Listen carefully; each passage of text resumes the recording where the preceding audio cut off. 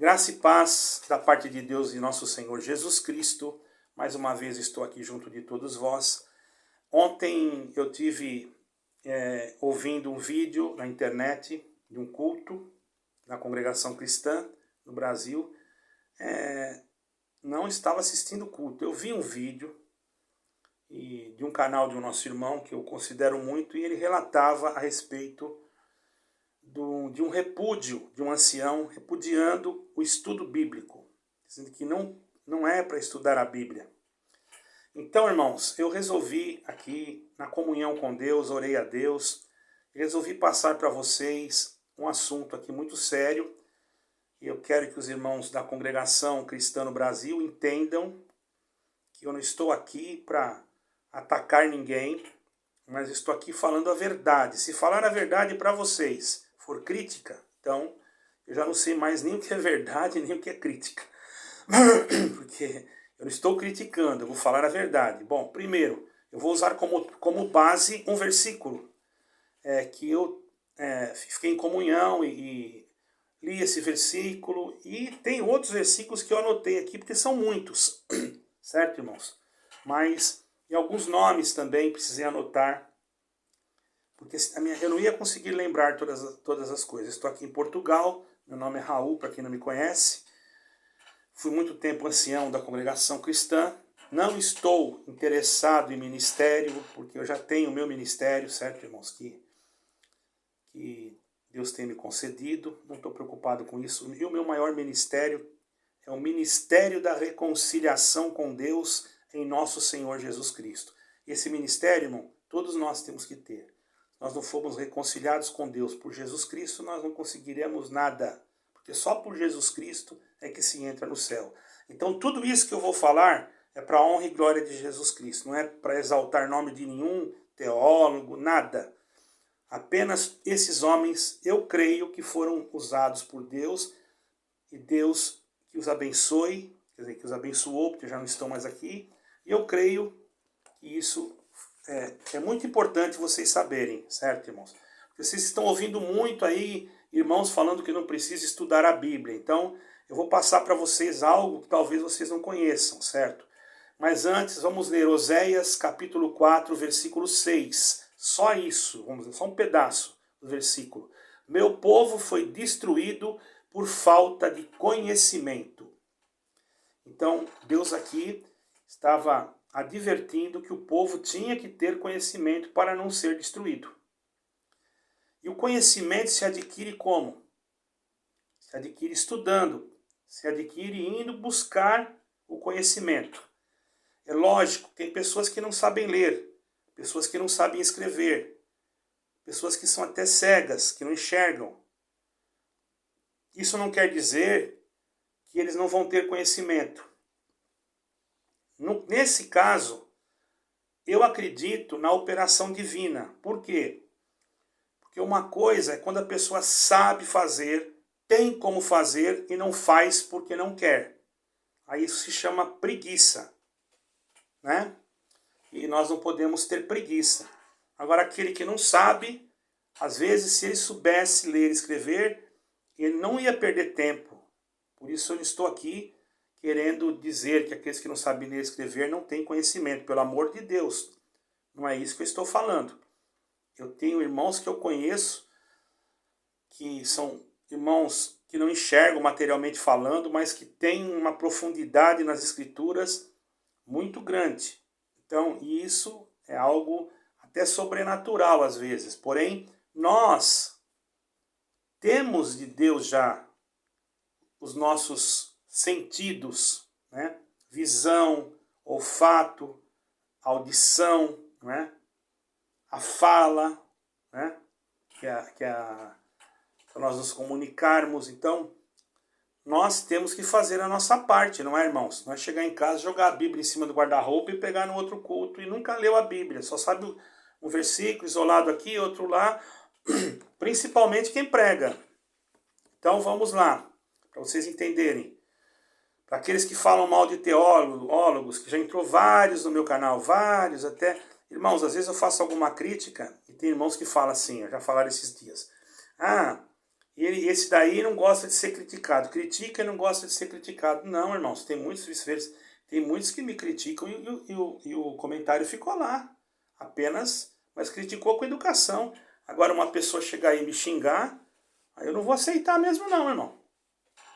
Aí eu faço um vídeo para repelir. Por que eu estou fazendo esse vídeo? Porque falaram coisas da Bíblia que não está certa. E eu vou defender a Bíblia. Inclusive quero deixar claro para vocês que tem uma Bíblia só, comprem outra, porque já está sendo feita, ou se não estiver pronta já, a Bíblia ecumênica. E essas Bíblias que nós temos, elas serão recolhidas do mercado. Provavelmente serão impedidas até de ser vendidas. Então, eu não sei quando isso vai acontecer, mas eu sei que as Bíblias já estarão logo no mercado, na praça. Eu acho que a partir de 2025, 2024, não sei, já vai ter essas Bíblias. Então, os irmãos, por favor, comprem Bíblias. Fique só com uma não, certo, irmão? Nós não sabemos o que está para acontecer, irmão, mas está para vir coisa por aí, não sei quando. Eu não gosto de ficar falando muito nisso, que tem as pessoas que às vezes são assim, estão passando por alguma depressão, alguma luta espiritual, então a pessoa fica cismada. Então, isso aí, irmãos, é só quando eu sinto no meu coração. Quando eu falo eu sinto, a pessoa já acha que é alguma coisa... Não, sentimento todos nós temos. Eu tenho sentimento de amor, sentimento de piedade, é um sentimento, é um desejo. É um desejo que eu tenho de fazer isso, é um desejo que eu tenho de ensinar isso. Então eu vou ensinar agora aqui, por misericórdia, em nome de Jesus Cristo, que eu também estou aprendendo. Às vezes eu procuro com outros irmãos, com o irmão Wagner, com o irmão Fábio, com outros irmãos, coisas que eu não sei, tá, irmão? Eu não sou nenhum expert, nenhum teólogo, não, sou uma pessoa simples. Eu gosto de pessoas simples, né? Falar em pessoas simples, se o irmão Júnior estiver vendo aí, irmão Júnior, a hora que você quiser marcar para nós conversar, não esquece de mim aí, tá? Eu gosto muito do canal dele, do irmão Josafá e de outros também. Então, irmãos, vamos lá. Falando da Bíblia. Os originais da Bíblia, ou os manuscritos, eram escritos em formato de cartas, certo, irmãos? Não tinham... Era como um texto livre, certo? Presta bem atenção nisso.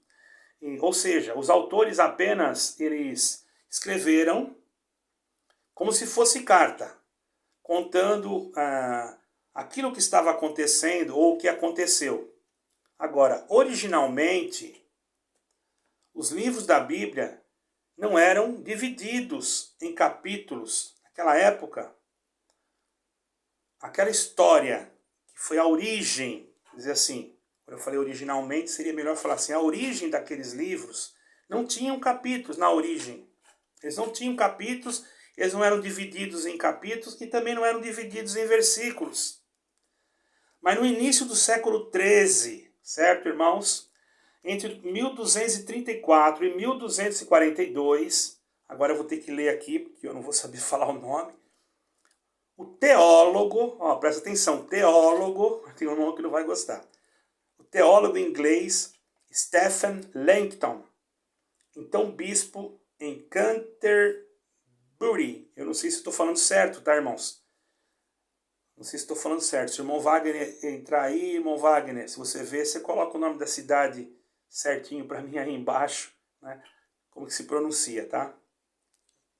E por falar nisso, os irmãos senti, visita o canal do irmão Wagner, que também é um irmão que eu tenho muita consideração por ele, certo, irmãos?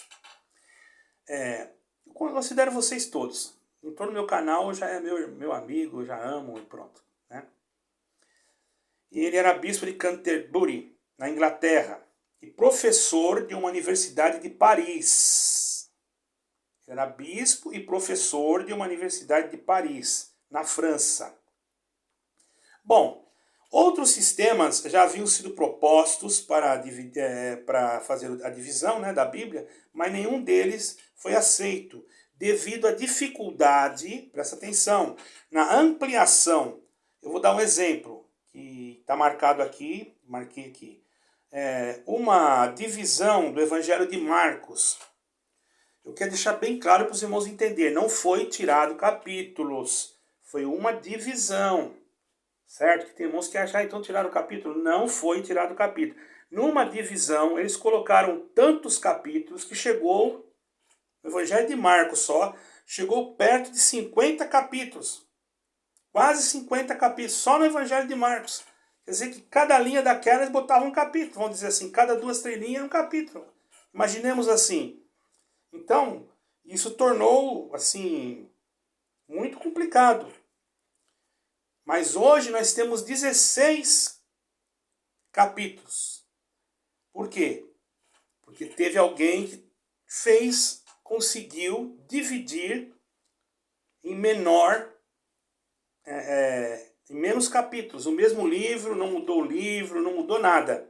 É a mesma coisa que eu fosse ler essa carta, ler o Salmo 23 e eu colocasse o Senhor, um capítulo, é o meu pastor, segundo capítulo, entendeu? Vamos fazer uma comparação para vocês entenderem.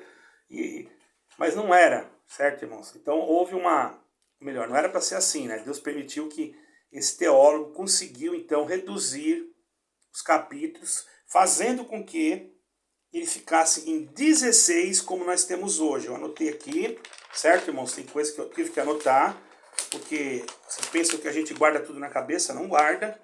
Isso eu estudei bastante, escrevi para mim não esquecer, por isso vocês estão vendo o caderno na mão aqui, certo, irmãos? E orei a Deus para mim colocar isso aqui, certo, irmãos? Até os versículos aqui eu orei, pedi a Deus que me iluminasse qual versículo que eu colocaria, para não ficar abrindo a Bíblia aqui toda hora, porque senão demora muito. Isso aqui é muito longo, irmãos. Então, até então, em Paris, nos dias de Langton, haviam estudantes, ele era professor de uma universidade, estudantes estrangeiros. E cada um deles trouxe consigo uma Bíblia do seu país. Então, vocês observam que ele dava aula numa universidade. Se eles traziam a Bíblia, eles estavam estudando o quê? Por certo, eu não busquei esse entendimento, mas eu já consigo fazer aqui um pequeno retrato disso. Eles estavam numa universidade que tinha que levar a Bíblia, provavelmente eles estavam estudando teologia, certo, irmãos? Quase que com certeza. Porque esse Langton era um teólogo e dava aula na universidade, na França. Mas os estudantes não conseguiram encontrar facilmente o texto que o professor estava citando. Isto porque a divisão de capítulos nas suas Bíblias era diferente. Então ali eles não conseguiam achar. Mas como o modelo de Langton, que dava aula na França, mas era da Inglaterra, esse modelo ele foi bem aceito por todos, rapidamente ele se tornou um modelo padrão. Tá entendendo, irmãos? Ele se tornou um modelo padrão.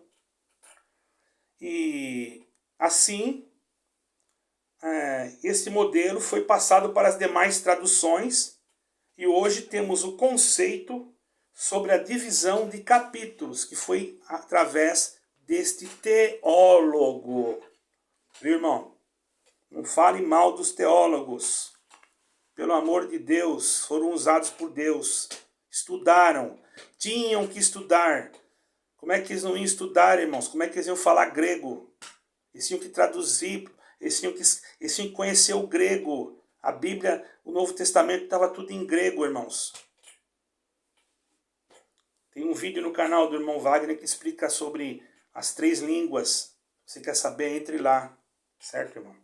E eu ia até fazer também esse vídeo, mas nós, às vezes, conversamos e deixamos assim para ajudar também o canal do nosso irmão. Eu não tenho interesse de querer ser o tal, irmãos. Eu não sou tal de nada. Eu quero só entrar no céu, por misericórdia, nem que for o último da fila. Tá, irmão? Só isso que eu quero e por isso que eu amo vocês.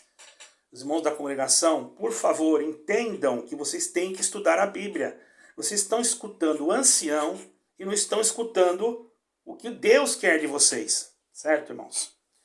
Bom, então aqui vocês já entenderam que quem foi que colocou o capítulo na Bíblia, certo? Agora, depois de 300 anos, metade do século XVI, um erudito francês, era um francês, irmãos, chamado Robert Stiens, certo? criou a divisão de versículos. Ficou melhor aí. Aí já tinha capítulo e ele criou a divisão de versículos. A proposta era unificar não somente a divisão numérica de capítulos, mas também de versículos. Então Robert Stiene fez a divisão em versículos da versão grega do Novo Testamento. Divisão completa também em 1555. Ele também fez a divisão completa da versão em latim. Certo, irmãos? Então vamos ver, irmão. Então, em boa parte do século XVI, as Bíblias eram publicadas somente com a numeração, irmãos, dos capítulos. Elas não tinham versículos, tá? Foi assim, por exemplo, com a Bíblia que Lutero traduziu para o alemão por volta de 1530. Depois, então, irmãos, conforme nós lemos aqui, esses dois irmãos, posso dizer, né? Considero como irmãos, eles traduziram a Bíblia, ou melhor, traduziram, não. Eles compilaram, não sei se a palavra é compilar, eles marcaram, às vezes eu troco as palavras, me perdoem. A Bíblia, o capítulo, depois de 300 anos, veio outro e colocou os versículos. E vamos ver que não foi assim de uma hora para outra, mas deu tudo certo. Interessante é que a Bíblia, ela é inerrante, irmão. Inerrante. A única coisa que esses homens precisaram foi colocar os capítulos e os versículos. Só, mais nada. Vocês estão entendendo? E depois nós sabemos que teve, bem antes disso, teve a Septuaginta, né? Septuaginta que fala, se eu não me lembro bem o nome. Tem muitas coisas que eu esqueço, irmão. Bom, depois não, antes disso, né, teve a Septuaginta, bem antes, né, foi traduzida a Bíblia para o grego, para a língua grega, né, e era usado já no Novo Testamento, era usado grego, né, era falado grego, era usado grego, porque a intenção do Evangelho, eles poderiam até... Vocês não vão achar os livros originais mesmo. Vocês vão achar cópias de cópias. Por quê? Deus sabe por quê. As pessoas idolatram tanta coisa, estão idolatrando até a congregação agora, né? Que diz que é o único caminho que leva ao céu. O caminho que leva ao céu é Jesus Cristo, irmão. Pelo amor de Deus. Tá bom? Então você que é da congregação, aproveite, compre uma Bíblia, compre mais uma, já que tem setor bíblico. Compre e vai estudar a Bíblia. Vai estudar a Bíblia, não vai atrás de conversa de ancião que manda não estudar, não.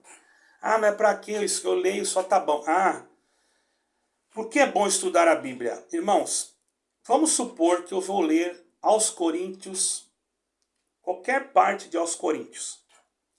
E Paulo fala alguma coisa sobre aos Coríntios. E eu tenho que pregar alguma coisa sobre aos Coríntios. Eu preciso, para que aquilo tenha um contexto e tenha uma definição correta dentro do meu sentimento, espiritualmente, claro que Deus vai atuar, mas Ele quer que eu me esforce. E se eu quiser me esforçar, eu não vou apenas saber só o capítulo, eu vou querer saber como é que o povo vivia em Coríntios, o que eles faziam em Coríntios, como é que eles se vestiam em Coríntios, como é que as mulheres andavam em Coríntios, qual era o tipo de véu que elas usavam em Coríntios, se eram todas as mulheres que usavam véu em Coríntios. Porque, para quem não sabe, irmão, tem lugares em Israel que até hoje as mulheres cobrem com um véu que não tem nada a ver com esse véu que as irmãs usam aí na congregação. Não tem nada a ver. Porque em algumas traduções, irmãos, eu não sei se no grego está assim, não fala nem véu, parece que fala cobertura. É que eu não estou com a... não dá para mim abrir a Bíblia, o grego aqui, porque está no meu telemóvel, no meu celular. Então, irmãos, e se eu pegar aqui fotos e mostrar para vocês dos véus das irmãs de Maria, vocês vão ver que é igualzinho os véus da congregação. E se eu pegar fotos da época de Coríntios, vocês vão ver que não tem nada a ver com o véu que as irmãs usam. Então, véu não tem nada a ver com salvação, irmão. Vocês têm que entender.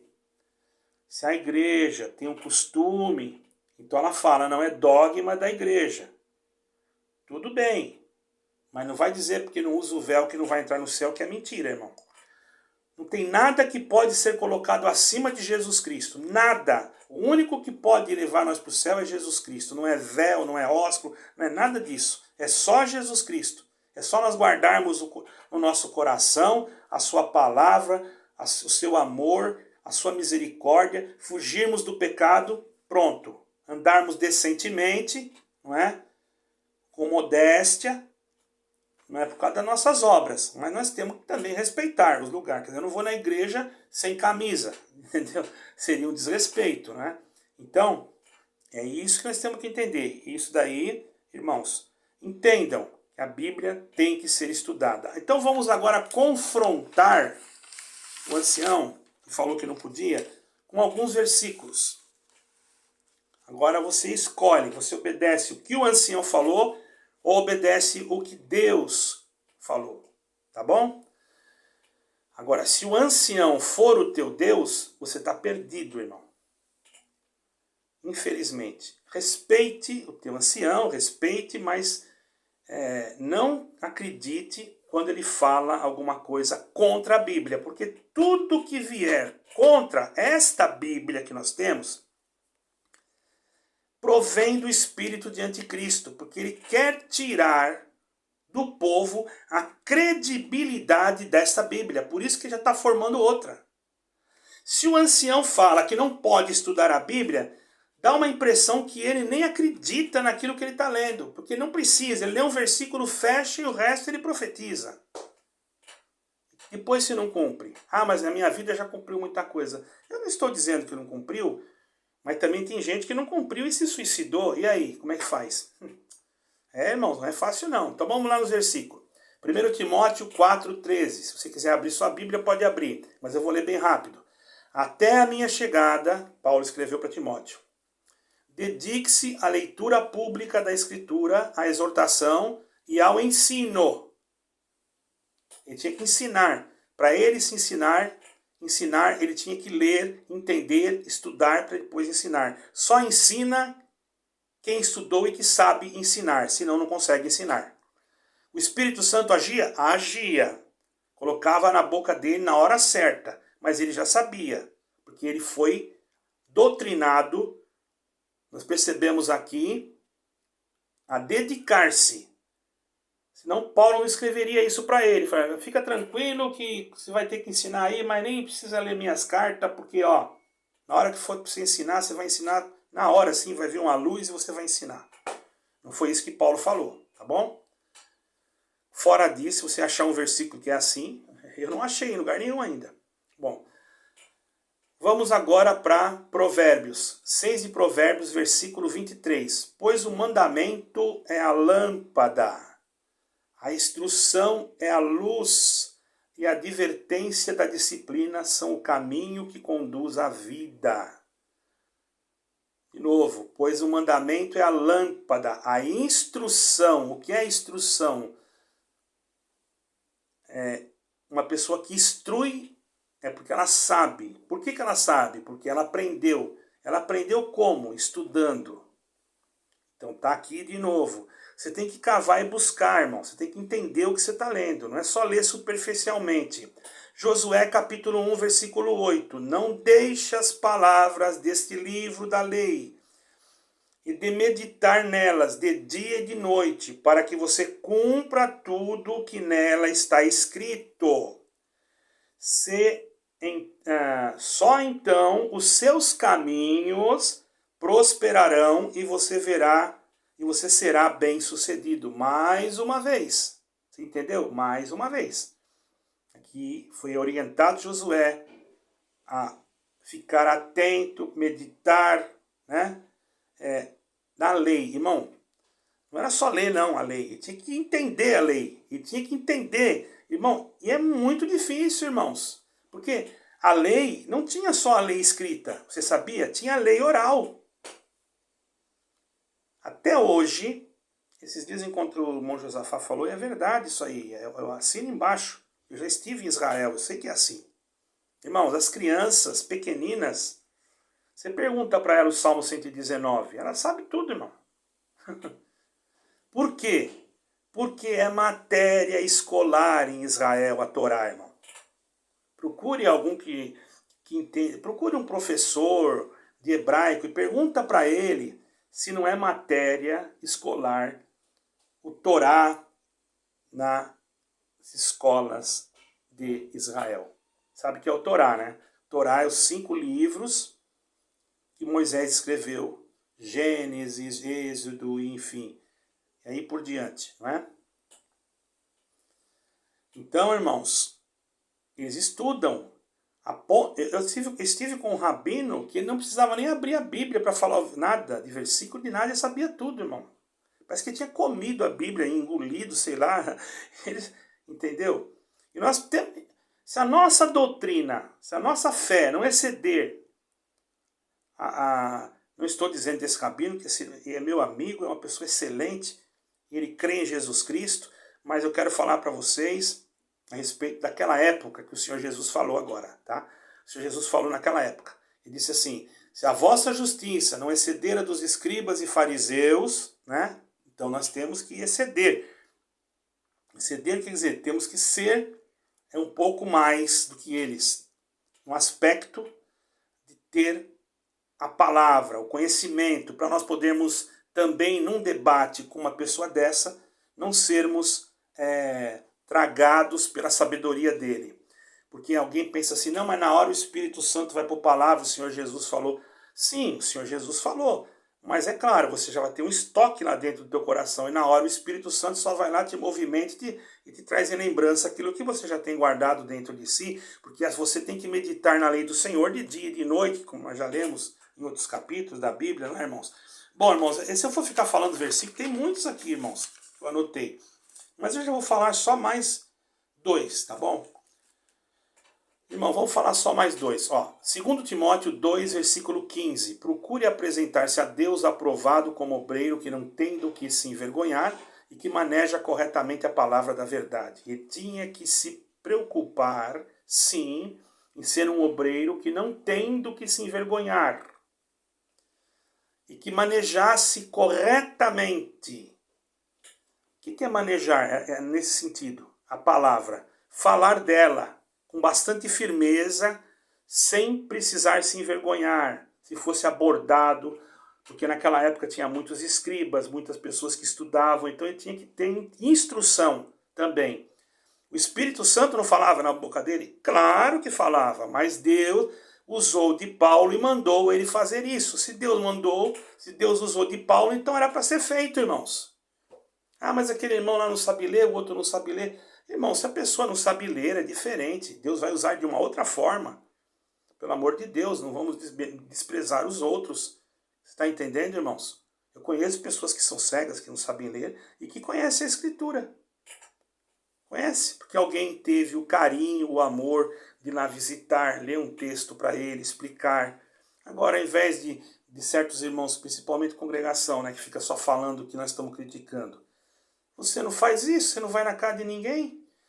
Irmão, tem um velhinho lá que não sabe ler, vai lá, pega a tua Bíblia, faz. Você só quer ministério? Você quer ir na construção para mostrar para o ancião que você está ajudando para ter ministério?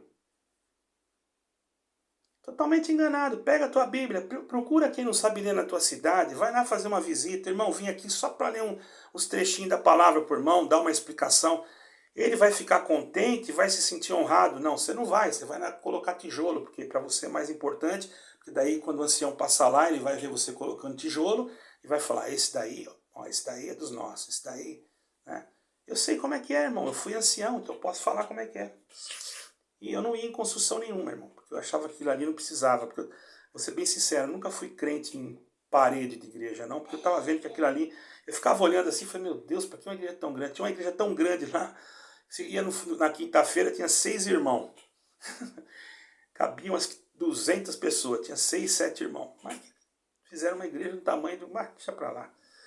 Cada um vai dar conta diante de Deus. Não estou aqui para julgar ninguém, né, irmão? Bom, então, eu acho que está bom por aqui. Bom, eu vou ler mais um versículo só na parte do Evangelho para fechar.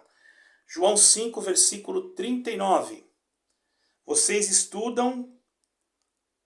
Aqui eu usei uma outra tradução, porque na tradução que eu tenho da João Ferreira, uma delas, que eu tenho outras traduções, diz assim: examinai as Escrituras. Mas como a palavra examinar significa estudar, é a mesma coisa, é a mesma palavra, irmão, é a mesma palavra, não tem diferença nenhuma, tá, irmão?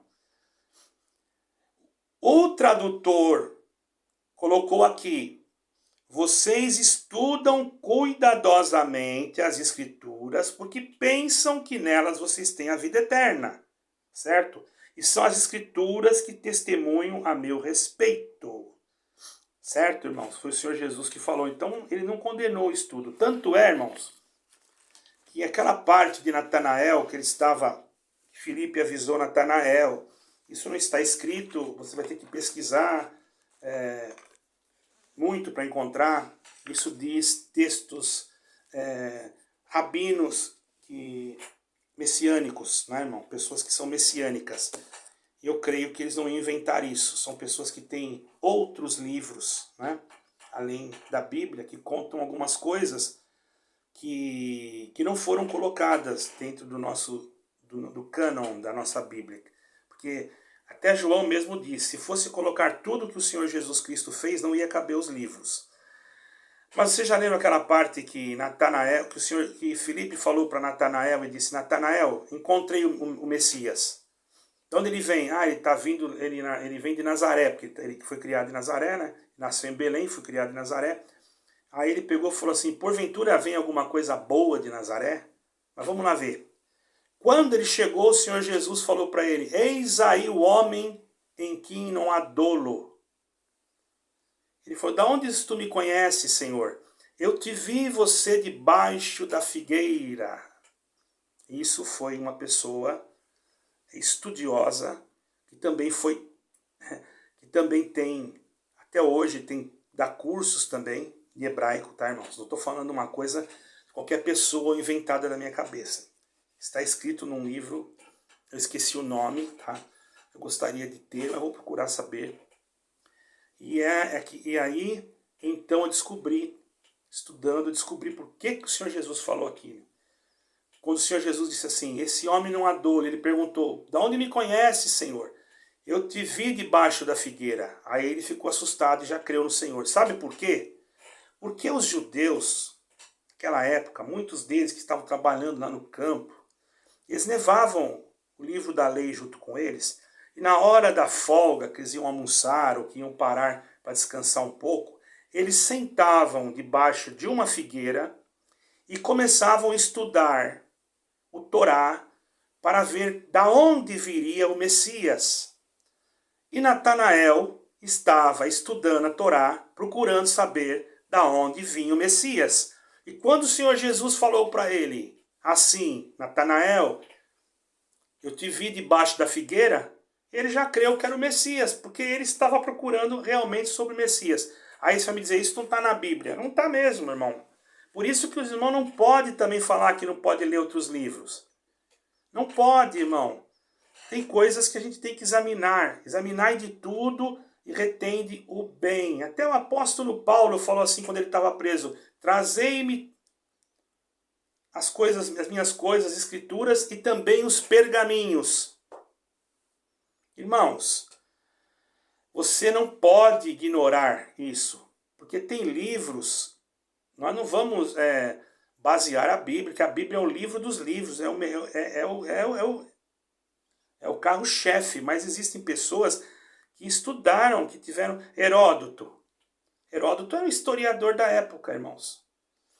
Mas foi muito bom para nós até que teve Heródoto. Porque Heródoto, embora ele não pregou Jesus Cristo como nós pregamos, mas ele escreveu que na época em que ele viveu, apareceu um homem que fazia milagres, que ele era chamado de Yeshua, de Jesus, e que ele dizia-se ser o Filho de Deus, e que ele foi ressuscitado. Ele escreveu. Ele escreveu a história, o Jesus histórico. Heródoto escreveu. Então, você percebe, irmãos, que não devemos desprezar nada. Por isso que o apóstolo falou, examinai de tudo e retende o bem. Então, os irmãos da congregação cristã no Brasil escolham. Obedeçam aí o seu ancião ou obedeçam a Deus. Fica a critério de vocês. Deus abençoe. Fiquem na graça e na misericórdia da paz de nosso Senhor Jesus Cristo. Amém e amém.